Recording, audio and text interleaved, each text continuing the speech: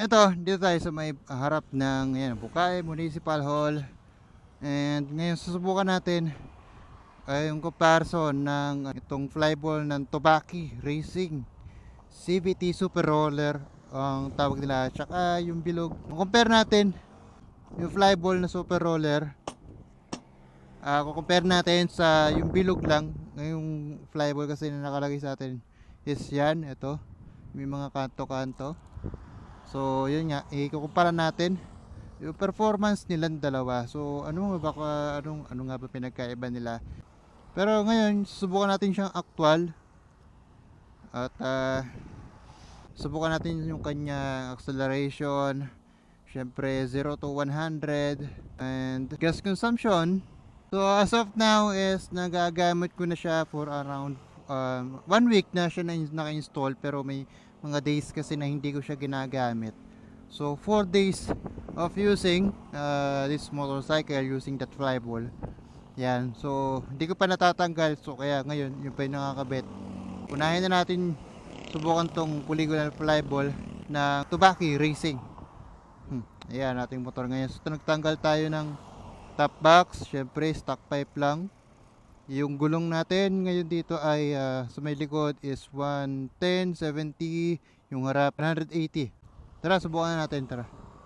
Bali pala, iikot lang tayo from here, habang parang, tapos labas ng duhat papunta ng MacArthur Highway, and then MacArthur Highway papunta rito sa may Pure Gold, and then babalik tayo dito. So iikot lang tayo, so para matesting lang natin yung flyball. Magsiset tayo ng trip, so back to 0 tayo. Okay, so para masukat din natin yung gas consumption niya, no. Yung gas consumption naman, subok tayo ng dalawa na normal riding mode tsaka tipid mode tayo. Tara, starts now. Bali ngayon tayo, walwal muna tayo ngayon, walwal mode. So normal riding lang, hindi pala siya walwal. Kung paano yung pagra-ride natin na normal, yun. So hindi tayo magwawalwal, hindi tayo magkakamote, yung normal. Tsaka yung isa, tipid mode, kasi susubukan ko magpakatipid sa gasolina kahit mataas yung RPM natin. Subukan natin yung pinakamatipid na magagawa natin. Yung top speed kasi medyo mahirap talagang kunin dito, dahil hindi tayo katulad ng ibang lugar na alam mo na, example lang is Nueva Ecija, diba, napakalalawag kasi ng mga kalsada dyan. Dito sa atin sa Bulacan, may maluwag man pero lubak-lubak na, alam nyo na.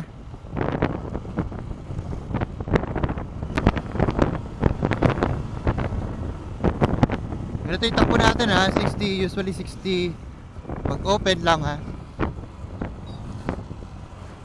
Dito kasi ito yung napili kong ikutan. Yung kalsada iba-iba. Yun nga, katulad nga, may lubak, may traffic, may paahon, may pababa. So iba-iba.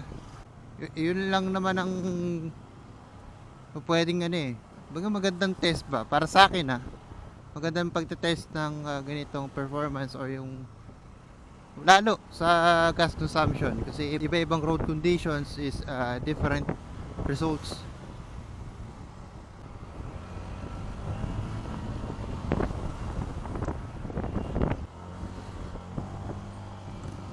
Uy, may rito, pang ano ba to, para sa Santa Maria. Ang pulis. Ito paahon,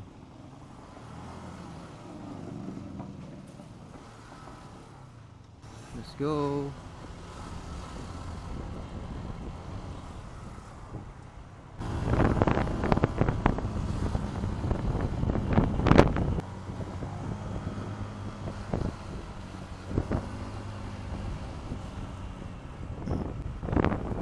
Dito mayroong mga paahon dito, tapos lubak pa. Medyo mas magastos mas magastos sa gas. Ayan, lubak-lubak, tapos paahon. Welcome to Pukawi, Bulacan. Yeah.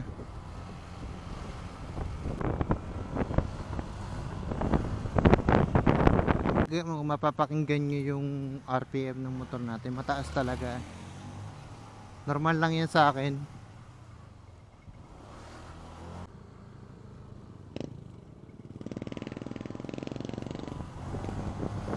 We are in the 13 kilometers. Dito na tayo, ayan o, Bunlo. JIL, Jesus Lord.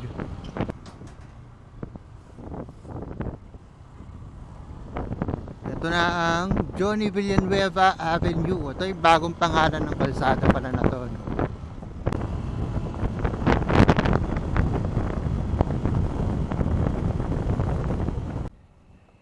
Alright. Total ng 15 kilometers yung ano na tinakbo natin. So, actually medyo maiksi lang talaga siya, pero just for the sake ng this video, syempre hindi naman tayo babiyahe pa ng Tinggalan, ng Norte, ng South para lang masubukan to kasi we are comparing to flyball. Syempre, mahirap makuha yun ng iba-iba yung road condition. So, kukuha tayo ng same road condition para kahit pa paano accurate tayo. So let's check this trip A. Oh, I was shocked. Trip A ito, average natin. Picturean ko baka hindi nyo makita. 47.4. Ito insight lang kasi actually ako nagulat ako. Kasi usually dito pag umiikot ako, hindi ko naman siya dinadaanan. Pero pagka ako umiikot ako dito, usually nasa 43, mga ganon. Dati ito ngayon ko lang din actually na-check to eh. So yan, 47.4. So let's go back to our trip A. Then reset tayo ulit. Matipid yun Alright, nasa Barangay Duhat na tayo ulit. Duhat na to, Pukawi. Nakaikot na tayo na we are around 10 kilometers, 10.8 to be exact kilometers running from the municipality of Pukawi or the municipal of Pukawi, and we're still running syempre.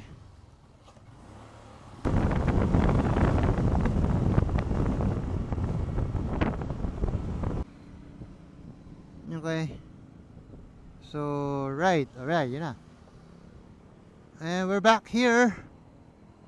5.4, 300 meters difference. So yun, yung unang titigyan natin dito syempre yung gas consumption, and we are recording. Yan, 45.5. So yung kanina nakita nyo naman yung sa una nating flyball, yung sa may Tubaki is 47.4. Hindi ko na maalala pero mga ganon. Ayan, ito ngayon 45.5. So merong 2 kilometro ang diferensya, mga ganon, na 2 kilometers. So syempre malayo-layo din yun sabihin natin na isang full tank,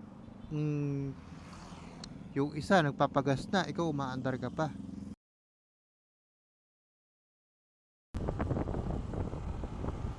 Okay, so we have 15,000.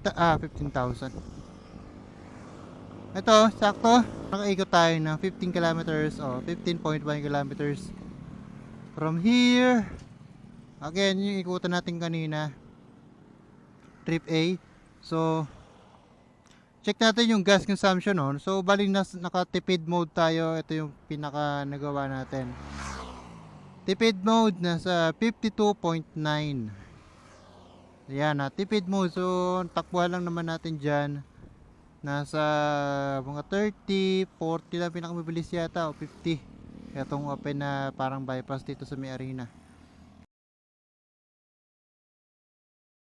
So ayun, dumating tayo dito, nakapatay pala yung ating camera. So, pero I will show you the result.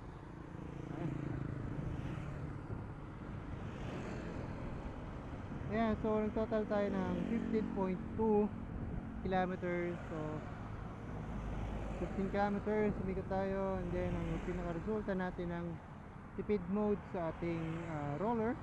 Ayan, so 53.5 kilometers per liter. So, tipid mode talaga.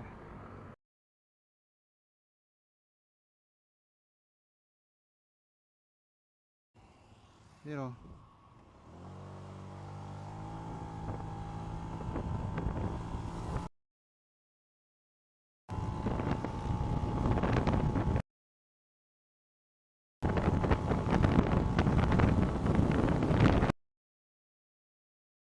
Sa'yo, abot ko lang 100.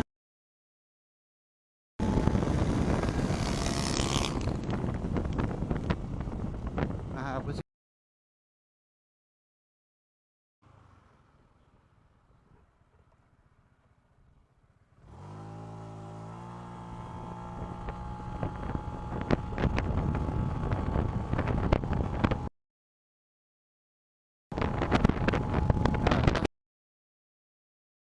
Na tayo. Mas ball.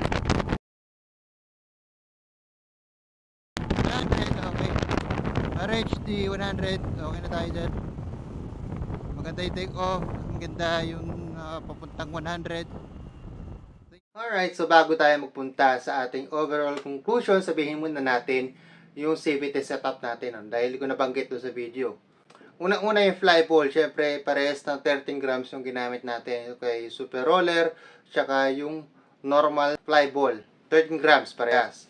Yung pulley set naman natin is naka 14 degrees. Yung ating springs, yung center spring naman natin is naka 1000 RPM. And then yung clutch spring natin is 1200 RPM. And then the rest is stock.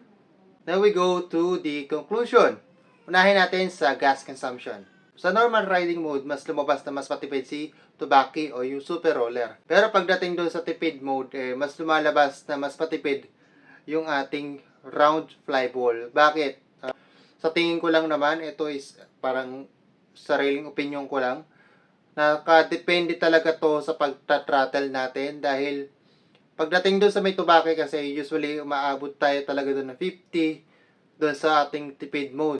Maybe dahil na rin yon sa epekto rin ng flyball, ano, kasi mas ma-response siya, no? Mas umaabot ng mas mataas na RPM. Compare sa round flyball naman, gamay ko actually yon. Usually 40 lang talaga ang takbo natin, 40 and 30 lang, mga ganun lang. May lalabas talaga na mas matipid sa tipid mode si normal flyball, yung round flyball. Pero again, nakakadepende po yan lahat sa kamay natin, ano. Kung gusto nyo mas matipid, nasa iyo yun. Siguro, hindi naman tayo babiyahe ng ganun lang, ano. Hindi naman tayo babiyahe ng 30 lang buong magdamag o 40 lang buong magdamag. Merong at least at a time na maghahataw ka. Pagdating sa gas consumption, siguro depende na sa preference mo. Kung medyo, ano ka, no, yung medyo hatawan ka, go for the Tobaki o yung mga polygonal flyball. And kung gusto mo lang mga tipid mode lang, go for stock lang, okay na yan. Pagdating naman dito sa acceleration, test natin, ang lumalabas po na mas mabilis makuha ng polygonal flyball yung ating first 100 from 0 to 100. Mas mabilis siya nakukuha. Halos mga 1 second din siguro. Nandun na rin syempre yung epekto nung pinakasukat ng flyball. Sana nagustuhan nyo yung video natin. At kung ano man po yung mapusuan yung flyball, nakadepende po yan sa inyo. And kung gusto nyo palang umorder ng flyball, na bibigay ko yung link sa may description o kaya sa may comment section para maka-order din kayo from the official page ng Tobaki. The next episode, see ya! Bye-bye!